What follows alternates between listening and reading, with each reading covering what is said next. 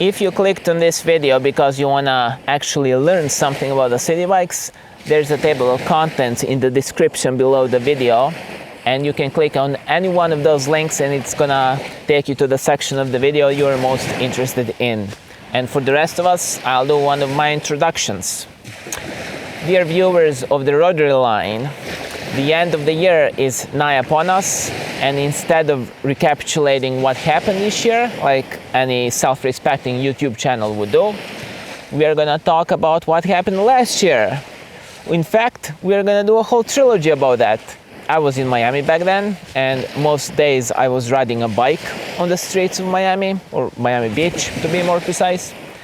And to all of those people over there who asked me their city bike questions when they saw me ride or park or unpark the city bike, this video is dedicated to you.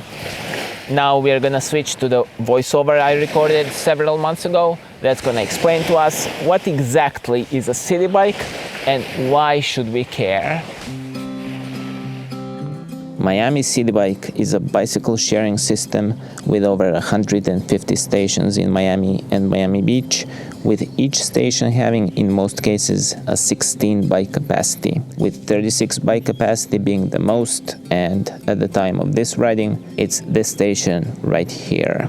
City bikes are very heavy, weighing about 45 pounds each. They are made very strong and sturdy to resist vandalism and bad weather. That results in them being relatively slow, which is also a safety feature that prevents crashes, and even the crashes that do happen are less dangerous than if they happen at higher speeds. I have never seen anyone wear a helmet on a city bike, and thanks to those safety features, I have also never had an opportunity to test the effectiveness of my skull at doing the job helmets are designed for. So, thank you City Bike, much appreciated. The bikes have 3 speeds, disc brakes, and the driving and shifting mechanisms that are completely enclosed. That means you can't see any cables, a chain, or a derailleur. The tires are 1.75 inches wide and they're very hard to puncture. Everything is made with custom parts so that it's difficult to tamper with the bikes or to steal parts. The seat height is the only adjustable feature. They are utility bicycles with a step-through frame and an upright sitting position. That position, combined with the adjustable seat height and usually a short riding time, allows riders of many different heights to feel fairly comfortable on a bike, even though all of the bikes are the same size. There are 2 main groups of people who rent city bikes: residents and tourists. South Beach is the most popular tourist destination in the greater Miami area, and incidentally, the greatest number of residents in Miami Beach doesn't have cars compared to the rest of Miami, where car commuting is the norm, and all of that results in close to half of all city bike stations being placed in South Beach. If you ride city bike frequently enough, sooner rather than later, some confused benevolent tourist will ask you, how do I rent this bike? And this is how you answer. First you ask them, do you have a key fob? And they will give you a look that will teach you to never ask that dumb question again, because anyone who has a key fob is not a tourist, and also they wouldn't be asking you how to use it. But we'll come back to key fobs later. Once you've learned that lesson, you ask them, do you have a credit card? If they say, can I use cash? You say no, because they want to know who it is that rents the bikes from them. To which most would reply, that's discrimination against thieves, while others will procure a credit card. Once they do that, you tap on the screen, choose the language, English or Espanol, and if you can't speak either, that is no bueno, then probably just use Google Translate to figure it out. Anyway, when prompted, you insert the card and then remove the card and then enter the CVV number from the card, and at the long last you finally press rent bike and then choose your rental period. The prices will be displayed right there on the screen, but if you'd like to do your research beforehand, you can either study this screenshot or go to their website at citybikemiami.com/pricing.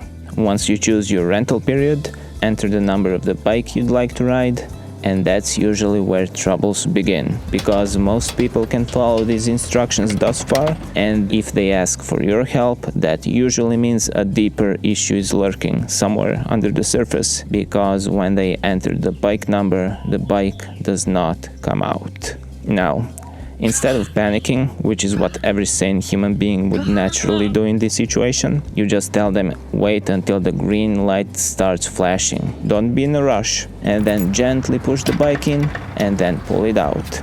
No yanking. If that doesn't work, you repeat the whole process and choose a different bike at the end. If they say, I don't want to be charged twice, you say, you won't be charged twice if you don't take the bike. And if you are charged twice, you just call them and that number there, and someone friendly will give you a refund.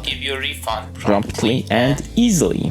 However, sometimes no bike will be released from a station, and that means there is either an issue with a station or with their credit card, because some of the foreign cards just don't work.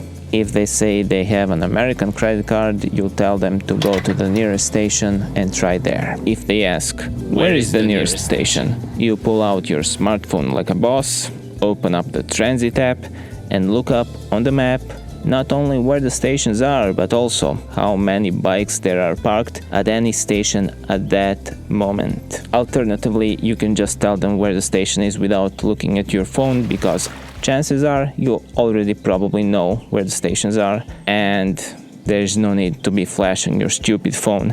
It's not the 90s anymore. Once you send them off on their merry way, you pull out your key fob and then wait another week, because that's when our next video will come out, telling you more than you ever hope to find out about Miami City Bike key fobs and how to use them to release your beloved city bike. And if all that you care about is finding out more information about the city bikes, this is where you proceed to the next video, which is most likely already released by the time you're watching this. Otherwise, you can stick around for another one of my conclusions, which have made quite an impression around the internet lately. The word that people far and wide have been using to describe my conclusions is redundant. So we're gonna have another one of those. Why, oh why, you're probably wondering, is there now only a week between these videos when 2 videos ago there was months? Well, you see, this is the script that I'm using to make this video, and it says here very clearly there should be a 7-month gap before the second video and a 7-day gap before every video in the second trilogy, except maybe for the last one. We'll see about that. There's some very interesting math here explaining exactly why such schedule is necessary. It's full of derivatives and cotangents and logarithmic extrapolations. That's pretty easy to understand if I cared enough to explain it. But if I did that, I would run a risk of making this video good, which, as you already know from the last trilogy, would go against the core values of this channel. I think it would suffice to say that most of this trilogy has already been filmed and edited by the time the last video came out, and that's why these videos are coming out so fast now. After that, I expect a video every 2 or 3 weeks, roughly speaking, until the summer at least, because that's when I start working again. I forgot my line. Oh, I should say bye-bye, because this is the end. I just want to tell you guys how happy I am that we are finally gonna have an end screen in a video that's not contaminated with that god-awful music from the last trilogy.